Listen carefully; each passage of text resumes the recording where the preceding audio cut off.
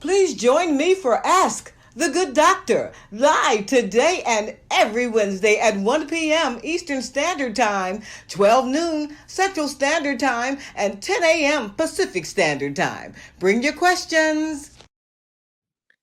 Good afternoon. It's Wellness Wednesday. I'm Dr. LaJoyce Brookshire, and welcome to Ask the Good Doctor. We are here to help you attain, maintain, and reclaim your perfect health.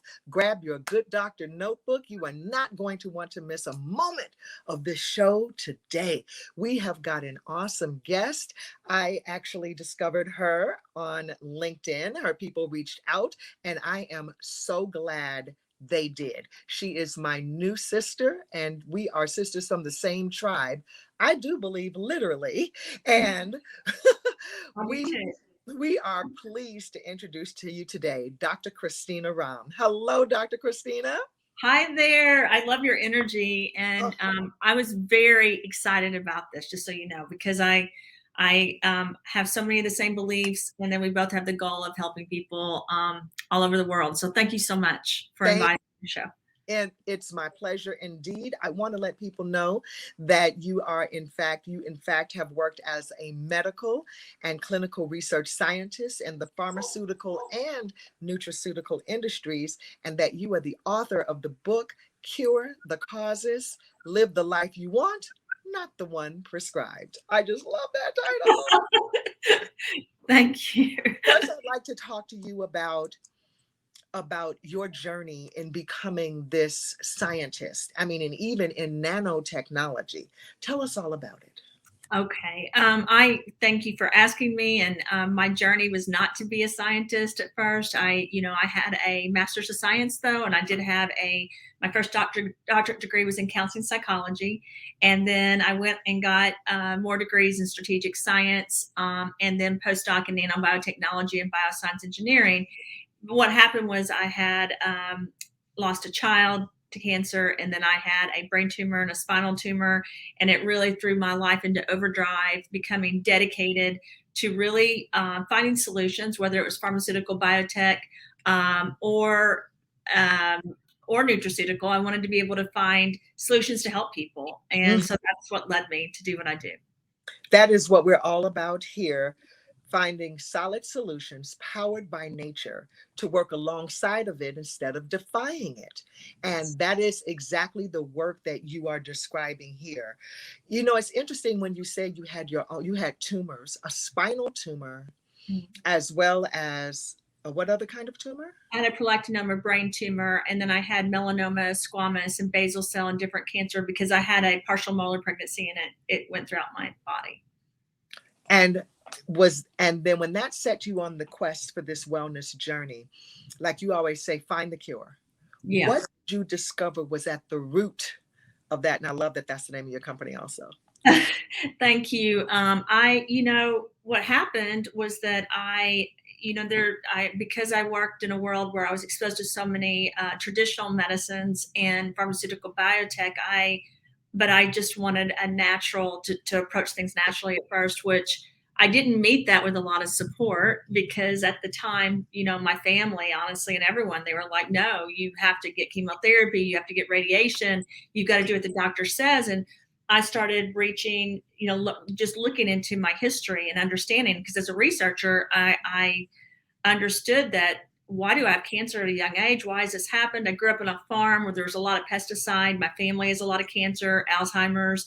And I started understanding that genetically some things were passed down, and then environmentally I was exposed to things. And then because my mother and grandmother and great grandmother, Cherokee Choctaw background, and then had a father with German and Middle Eastern background, basically, I was exposed to people that really believed in natural solutions.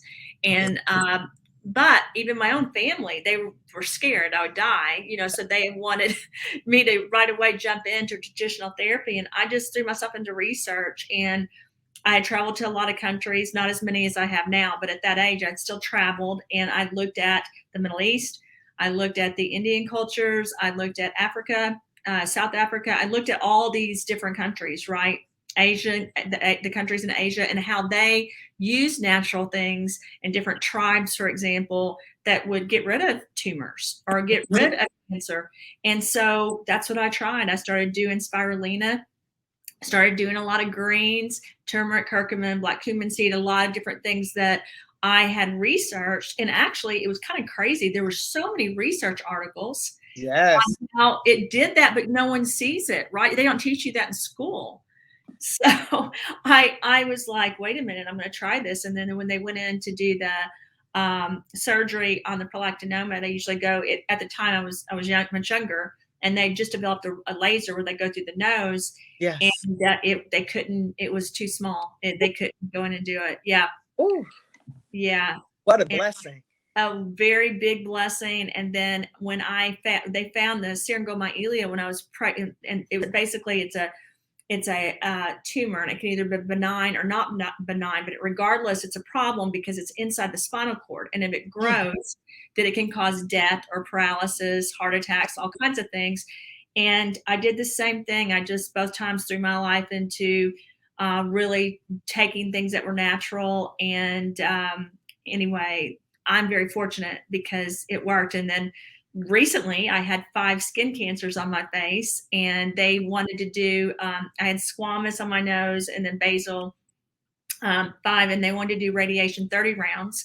And actually the doctor was a friend of mine, and she's a dermatologist, oncologist. And she said, you have to get this done. And they even wrote me a letter saying this has to be done immediately. Oh, that's the threat.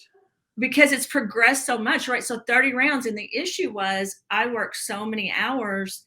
First of all, I'm vain too. I thought, great, I don't want to put radiation all over my face. And then I was like, I'm going to try naturally some of the products that I've worked on.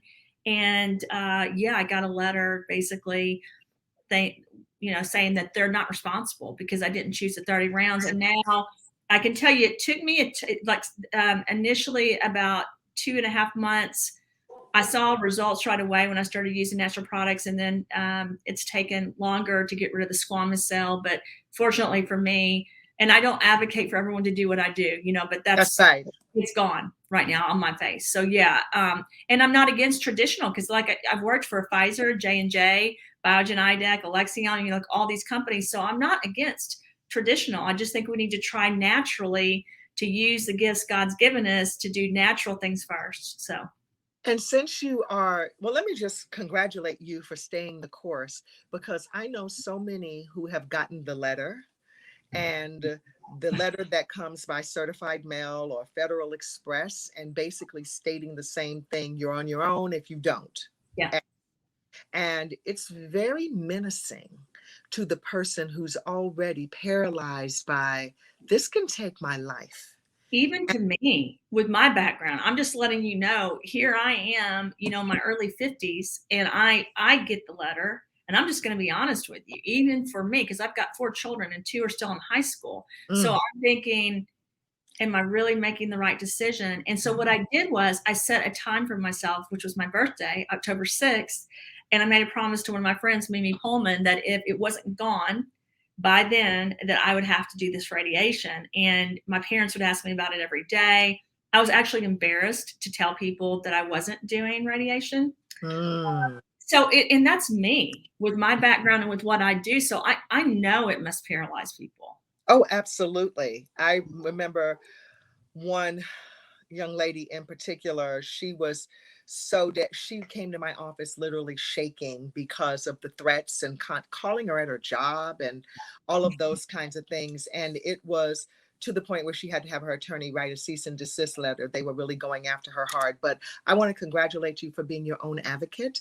And that's what really, through your testimony, that I hope that people grab a hold of, because we must become our own advocates or we'll just get steamrolled.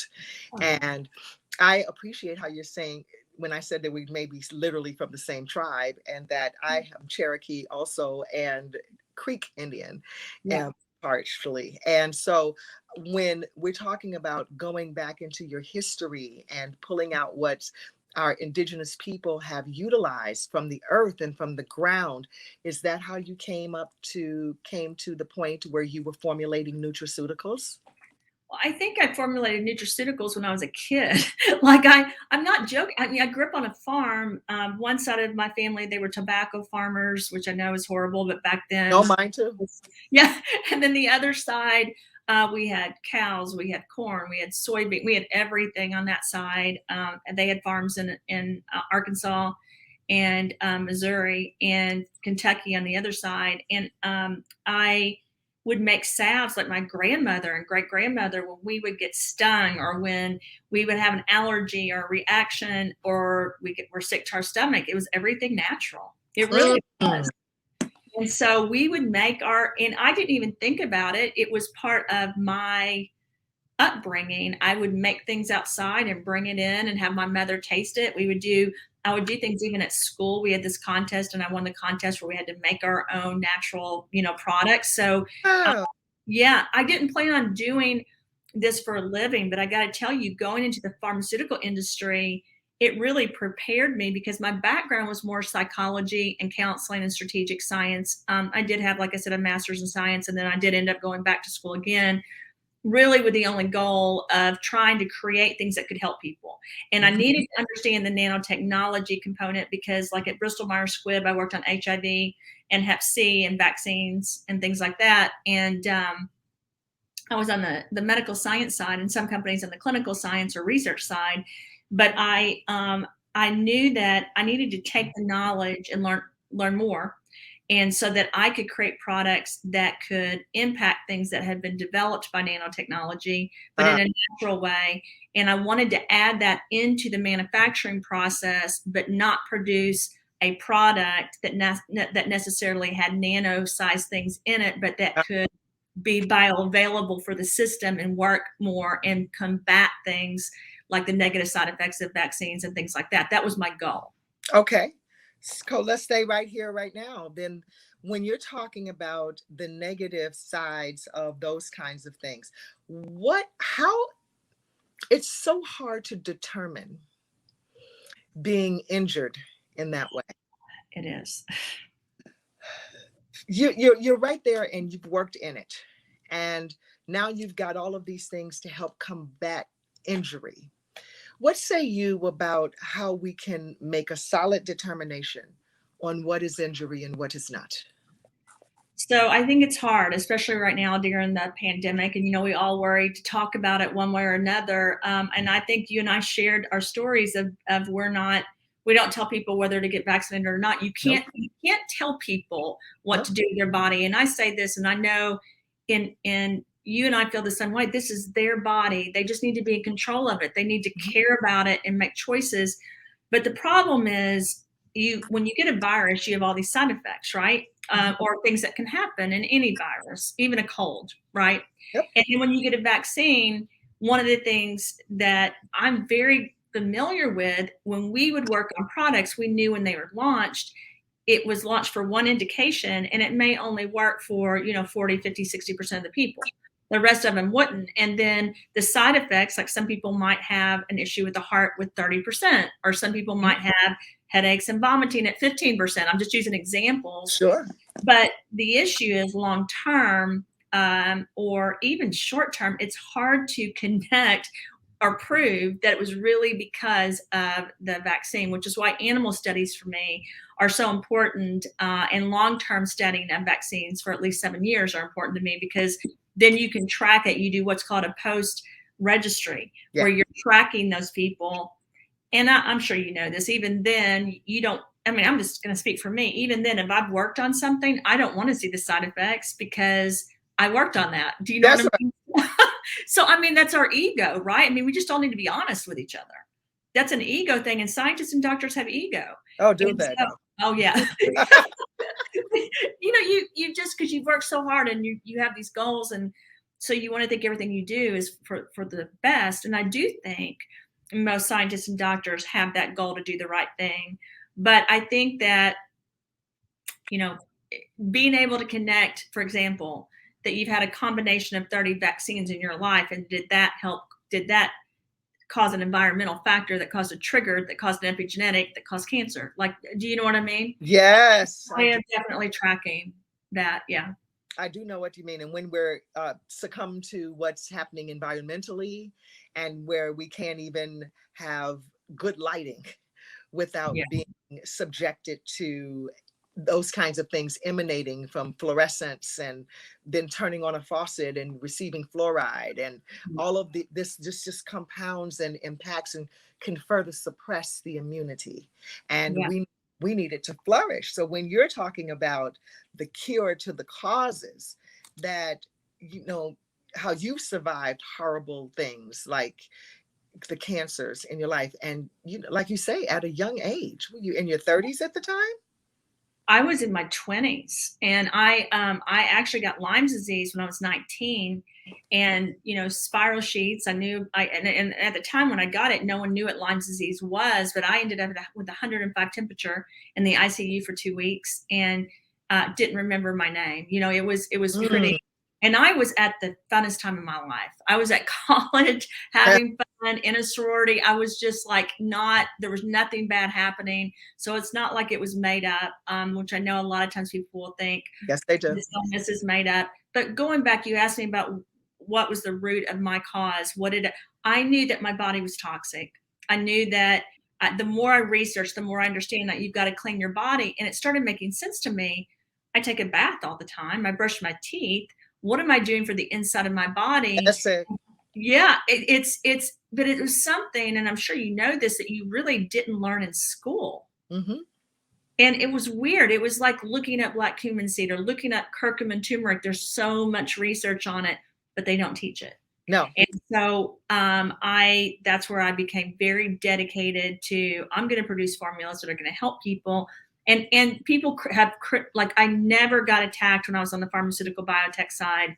I was like a star, right? They treated me amazing. When I started doing my own things, lawsuits were thrown. They didn't like what I was saying. They didn't like my formulas. And then my comment, and especially, I would love for us to spend more time together, because as a female, as a woman, you can't be quite as smart, right? Or you can't do 5 different things, which was shocking to me, because I knew all these, you know, being in Nashville, Tennessee, this is the healthcare mecca of the world. I knew all these men that were in so many companies, and I respected them. So why can't women do that too? Yes. And so and I'm sure being a minority, it's even harder. I'm just being honest. Things have not changed a lot, right? No, they haven't. Things have not changed a lot. So it was very hard for me. Here I was trying to help people. And my comment was, if you don't like my products, don't take them.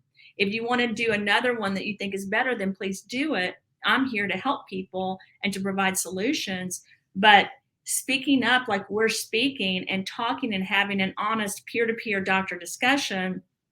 I need to have you on my show, Scientifically Beautiful, that we've just launched, because I need people like you that we can just talk through. For your basic question, what did you think was the cause of your cancer, was a question. Your other question was, how do we know the vaccines, or that a vaccine of any form is causing an issue, directly or indirectly, right?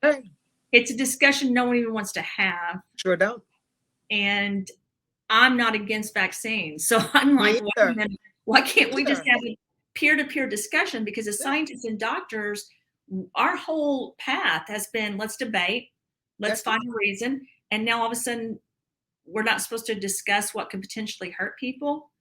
Even if the answer is this did not hurt anyone, Yes. you should have that discussion so that you can look out for people, right? That's And true. have an honest, healthy discussion. That's Yeah. true. I think that honesty is the best, Yeah. and I never will tell a lie, and I am won't always.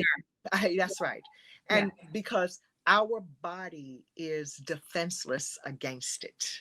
Yeah. We are a lie will show up in your thyroid, Yeah. lickety split. Okay. Yeah. Additionally, I am just enamored by all that you've survived. You've survived a bombing and a kidnapping. Yeah, I did. I was in Lebanon.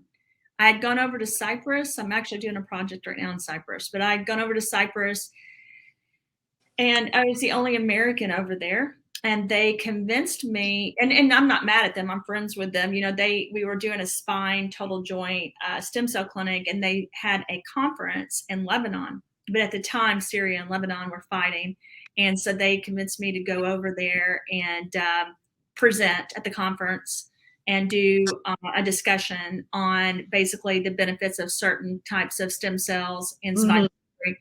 I'd written some articles. So I went over. I actually didn't tell my family until I got there because they had moved everyone out of the embassy. And I knew if I told my family, they would tell me not to go. And I was assured it was fine.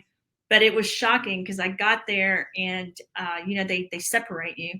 And so you're not with anyone you know. And the women are on one side. You know, you go through and men are like patting you down and going through everything, but there's no men, They're the army. Right. The military. And it was hard because then I was isolated for a while from everyone. And then they brought me to the hotel, and the guy next to me was the general for the Pakistani army, and had two bodyguards. And I remember thinking, wait a minute, those bodyguards could hurt me. But I think it was the second night I was there. Yeah, we got bombed, and it was not good. So, and then I was in Barcelona, Spain, and went over to Tetuan and went to a French colony that went over to basically into another country. We were going to South Africa. It was a kind of crazy journey. And we went across the border, and there were machine guns. And I kind of knew then too, like something's not right. I was with two men from the United States that time that are friends of mine. And they said, afterwards they said, they only went because I didn't act scared, but I was very scared. And there were no women, all these men lined up. I saw one woman, I'll take that back. She was like hurt at the side before you went through the border, machine guns. And they immediately took our passports and put us in a car by gunpoint and took us into this village, which was really, looking back, if I wouldn't have been scared to death, it was really neat. It was like 4 hours away, and it was this open whole town that had like chickens hanging from and cows. I mean, it was crazy. And they took us to the head of that city, and he asked if he could marry me. Because I think third or fourth wife, and we were, they were all the two men I was with, they were there. And then asked me if I had a daughter, and I should have said no, but I said yes. I think Merritt was 8 at the time, and they asked he said if I wouldn't marry him, could he marry my daughter? Oh my! And of course, no. But what ended up happening, it was a long journey. I was pretty sure I wasn't going to get out of there, but we did. We had to pay money, and we were released that night to go back, and we didn't have cell phone coverage. I've been very thankful that I am okay. So. You have that. The reason why I bring that up is because you have that adventurous spirit. I'm a Libra too, September 24th. So, oh my gosh, I love that. Yeah. And when I went to Spain for educational purposes, and when I was in college, and my Lebanese boyfriend, who was named Marwan, who was a Lebanese medical student, and just this sense of adventure. And I remember one time I had work to do. I had studies to do at the La Universidad de Madrid. And I stayed back for the weekend, but I was supposed to go to Morocco with my crew. And they never came back.